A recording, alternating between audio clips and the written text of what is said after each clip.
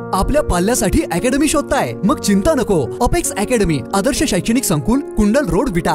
JEE, नीट, MHT, CET साठी कोटाचे तज्ञ व अनुभवी प्राध्यापक, निसर्गरम्य व सुरक्षित कॅम्पस, मुला मुलींसाठी स्वतंत्र हॉस्टेल व मेस, वैयक्तिक लक्ष, डिजिटल क्लासरूम, स्वतंत्र अभ्यासिका.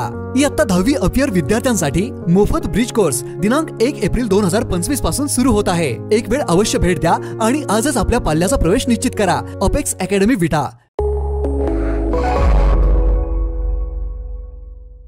नमस्कार, मी मयुरी आणि आपण पाहत आहात 7 स्टार न्यूज.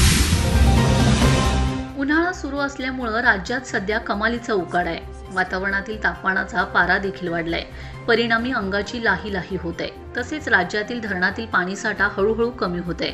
राज्यात मान्सून दाखल होण्यास 2.5 ते 3 महिन्यांचा अवधी आहे. परंतु पावसाबाबत एक मोठी अपडेट समोर येते.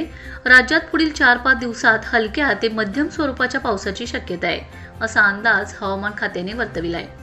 राज्यात आजपासून पुढील 4 ते 5 दिवस हलक्या आणि मध्यम स्वरूपाचा पाऊस पडण्याची शक्यता आहे.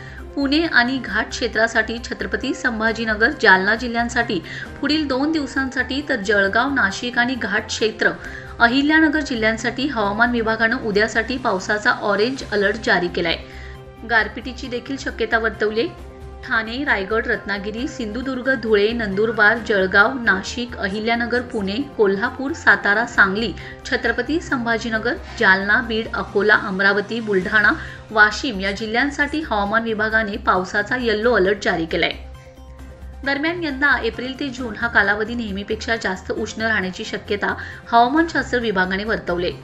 दरम्यान बीड जिल्ह्यातल्या पाटोदा तालुक्यात काही ठिकाणी काल संध्याकाळी वादळी वाऱ्यांसह जोरदार पावसाला सुरुवात झाली. या पावसामुळे उकाड्यापासून नागरिकांना दिलासा मिळालाय. सांगली जिल्ह्यात या वादळी वाऱ्यांसह झालेल्या या पावसामुळे हळद पीक आणि ऊस आणि आंबा, द्राक्ष बागांना विशेष फटका बसण्याची शक्यता आहे. आज सकाळपासूनच सांगली जिल्ह्यात बहुतांश भागात ढगाळ वातावरण झालेलं दिसून येत आहे. Laxman Patil, 7 star news, Islampur.